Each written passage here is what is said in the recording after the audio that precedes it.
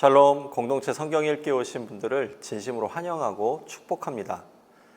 오늘은 사무엘상 12장서부터 15장까지의 내용을 함께 나누어 보겠습니다. 사무엘상 12장부터 15장까지의 내용은 사울의 점진적인 권력 상실에 대한 부분과 이스라엘의 영적 붕괴에 대한 안타까운 과정을 기록하고 있습니다. 먼저 12장은 사무엘의 고별 설교라는 제목을 가지고 있습니다.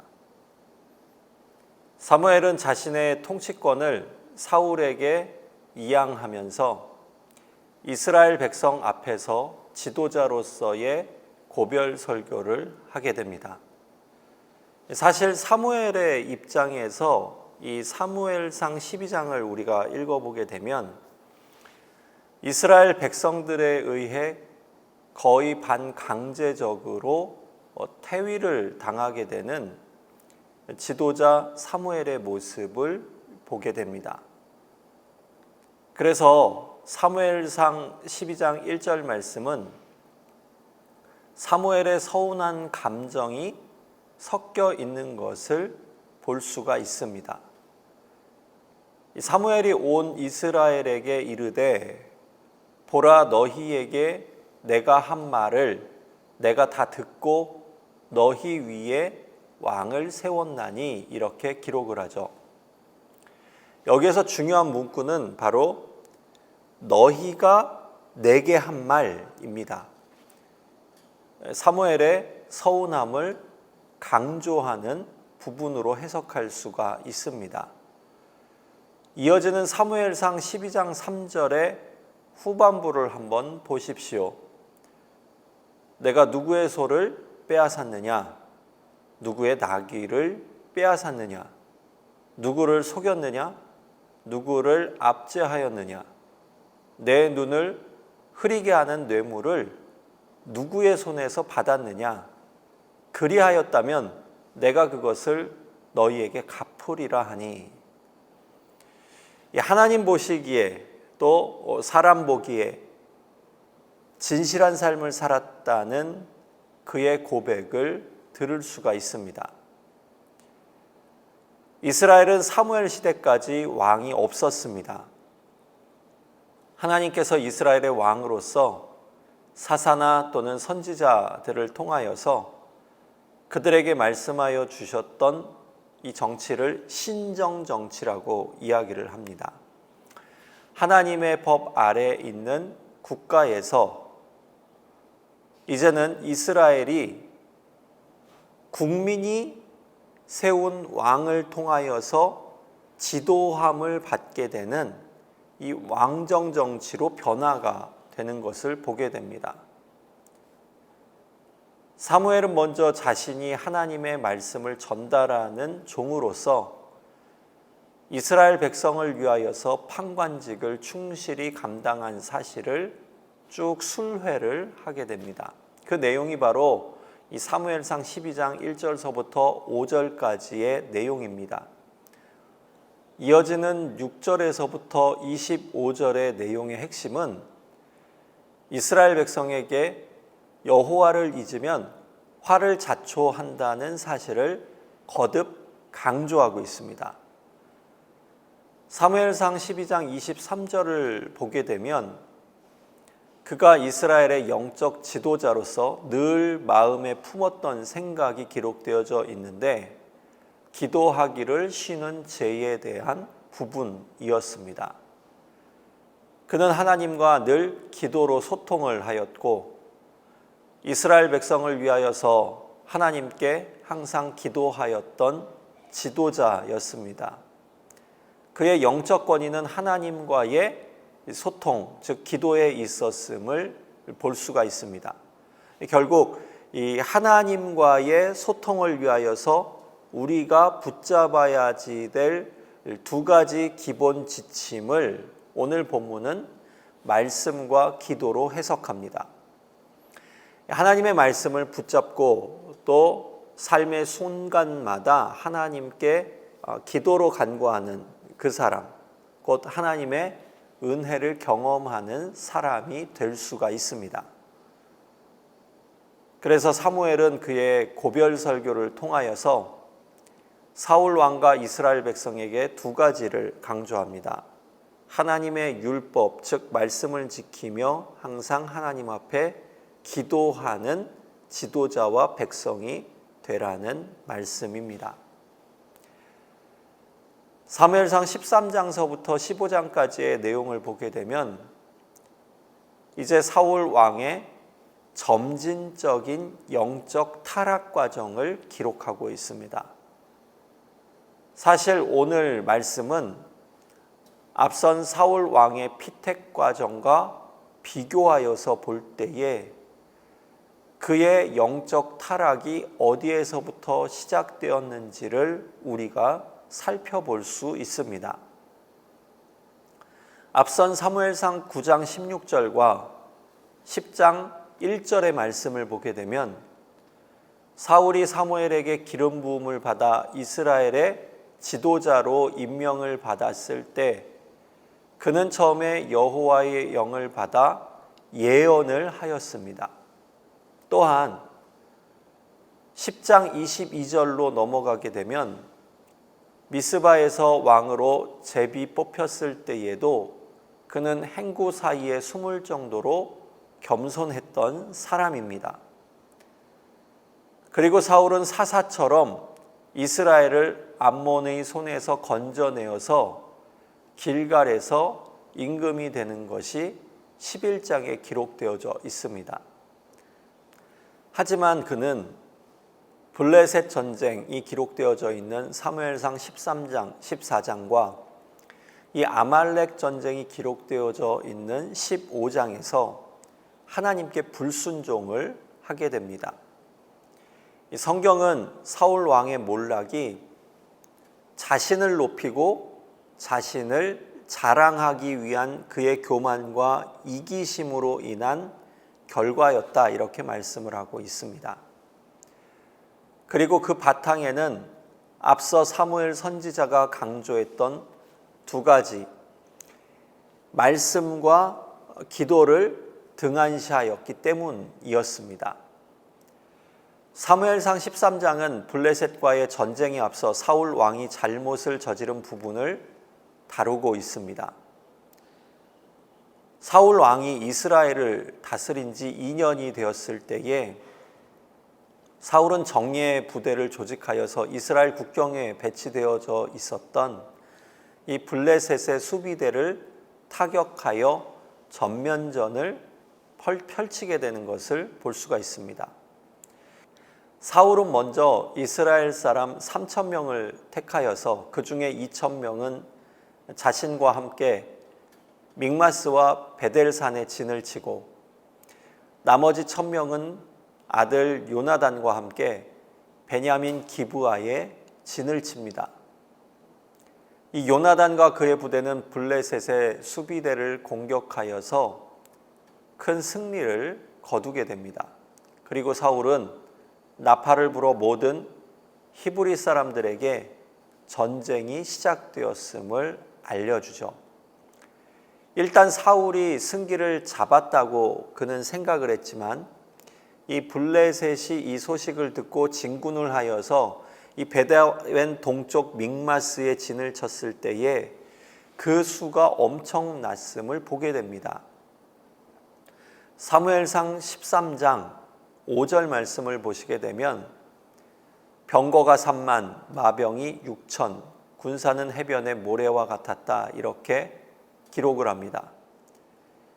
멀리 길갈의 진에서 이를 지켜보았던 이스라엘의 군사들은 몸을 숨길 수 있는 바위나 숲을 웅덩이로 들어가 몸을 피신하여 숨어 들어가게 됩니다.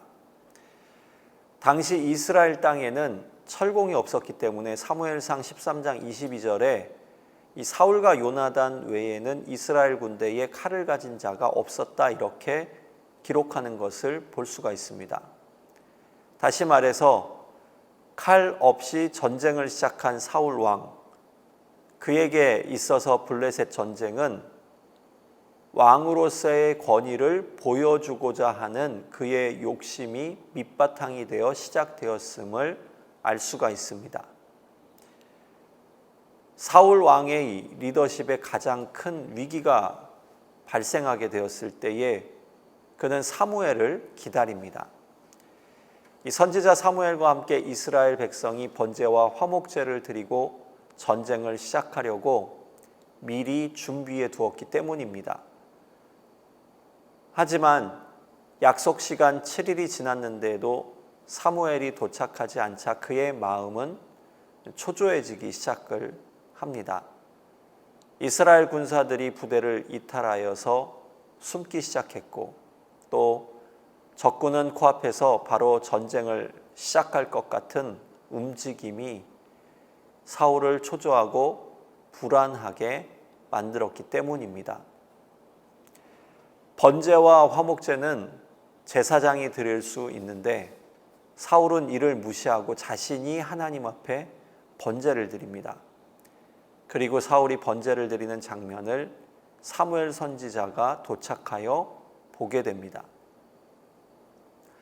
사무엘서는 신명기적 역사관을 가지고 기록하였다라고 제가 말씀을 드렸습니다.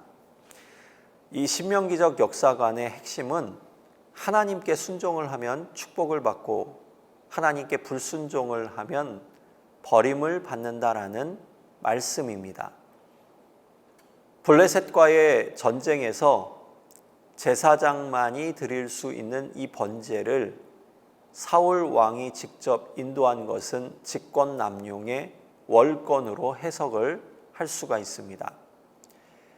이리하여서 이 사건은 사울이 이스라엘의 왕으로서 권력을 가지고 언제든지 하나님의 위로부터 오는 명령을 거절하고 배척할 수 있는 범죄로 나아갈 수 있는 가능성을 충분하게 보여주고 있는 사건입니다.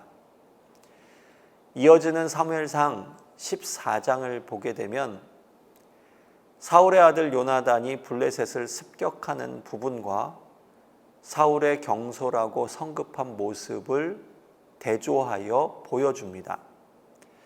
먼저 1절에서부터 23절 말씀을 보게 되면 요나단이 주도한 이 거룩한 전쟁에 대한 부분을 우리에게 알려주고 있습니다. 그는 아버지 사울 왕과 달리 이 전쟁의 승패가 어떤 군대의 규모나 그들이 가진 무기가 아니라 하나님이 함께 하심이라고 생각을 하였습니다. 그래서 그는 군사 1만 명을 이끌고 블레셋 진영으로 잠입을 하게 됩니다. 적진의 한가운데로 들어가 그들을 교란시켰고 또 기습적으로 공격하여서 이 블레셋을 굉장히 혼란스럽게 만들었습니다. 하나님께서 이 요나단의 믿음을 보시고 블레셋 군사들의 마음을 혼란과 두려움으로 가득하게 만드셨고 또한 하나님께서 지진으로 그들을 심판하셔서 요나단이 이 전쟁에서 승리를 하게 됩니다. 이때 사울은 먼 곳에서 적진의 혼란을 지켜보면서 제사장 아히야에게 하나님의 궤를 가져오라고 명령을 합니다. 당시 법궤는 블레셋 지방에서 7달을 지낸 후에 사울의 진으로 돌아와 있었습니다. 19절 말씀을 보시게 되면 사울이 아히야에게 손을 거두라고 말하는데 사울은 이 하나님의 언약궤를 진 중앙에 배치하여 놓고 제사장 아히야에게 기도를 부탁했던 것으로 해석이 됩니다. 여기서 우리가 주목해야지 될 부분은 사울이 제사장에게 기도를 요청할 때에 블레셋 사람들의 진영에 소동이 크게 일어났다라는 기록입니다. 그래서 사울이 제사장에게 내 손을 거두라 하고 부탁할 정도가 되었습니다. 이것은 더 이상 기도를 하지 않아도 될 만큼 블레셋 진영은 이미 초토화가 되었다라는 것을 의미해 주는 부분입니다. 사무엘상 14장 24절에서부터 46절은 이 사울과 요나단의 성격을 알려주고 있습니다. 사울은 쉽게 맹세하고 가볍게 결정하는 단점과 가벼움을 보여주는 반면에 그의 아들 요나단은 믿음 안에서 유연성과 융통성을 가진 자로 기록을 하고 있습니다. 사무엘상 14장의 마지막 부분인 47절로 52절은 사울의 업적과 그 집안을 소개합니다. 사울에게는 3명의 아들과 2딸이 있었습니다. 세 아들의 이름은 요나단, 이스위, 말기수아였고 2딸의 이름은 메랍과 미갈입니다. 사울의 아내의 이름은 아히노암이었습니다. 사무엘상 14장 52절에서 사울이 평생 눈여겨본 것은 힘센 사람과 용감한 사람이었습니다. 그는 말씀과 기도보다 힘과 권력에 평생 관심을 가졌다라는 부분을 기록하고 있는 대목입니다. 사무엘상 15장은 사울 왕의 아말렉 전투를 다루고 있습니다. 사무엘 선지자가 이 사울 왕을 찾아가서 아말렉을 치되 진멸하라고 하나님의 말씀을 전할 때에 사울이 아말렉과 전투에 나아가 말씀처럼 승리를 하게 되는데 가치 없고 하찮은 것만 없애고 눈에 보기에 좋은 것들은 취하여서 전리품으로 가지고 오게 됩니다.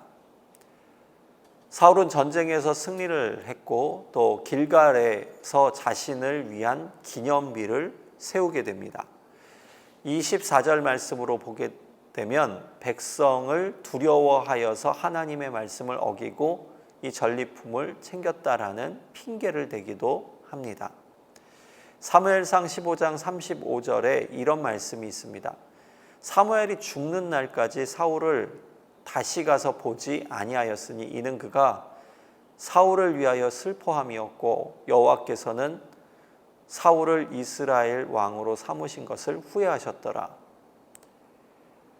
사울이 하나님께 버림을 받은 이유를 종합해 보게 되면 첫 번째로 그는 하나님의 말씀을 부분적으로 취하였습니다. 본인이 듣기에 듣기 좋은 부분은 취하여 해석하였고 듣기 불편한 부분은 하나님의 말씀일지라도 외면하였습니다. 두 번째, 그는 과정이 아닌 결과에 치중하는 사람이었습니다. 보이는 성과물, 결과물을 위하여서 과정을 무시하며 일을 처리하는 사람이었습니다. 세 번째로 그는 하나님이 아닌 사람을 의지하는 사람이었습니다. 그가 좋아하는 사람은 크고 건장한 사람이었습니다. 전쟁을 위해 싸움에 능한 사람을 좋아하였습니다.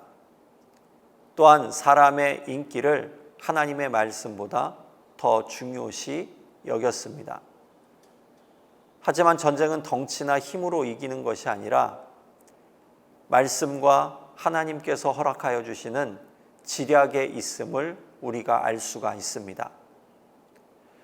오늘 나의 마음과 생각과 시선이 무엇을 향하는지 다시금 말씀을 통하여서 깊이 묵상해 보시기를 바랍니다.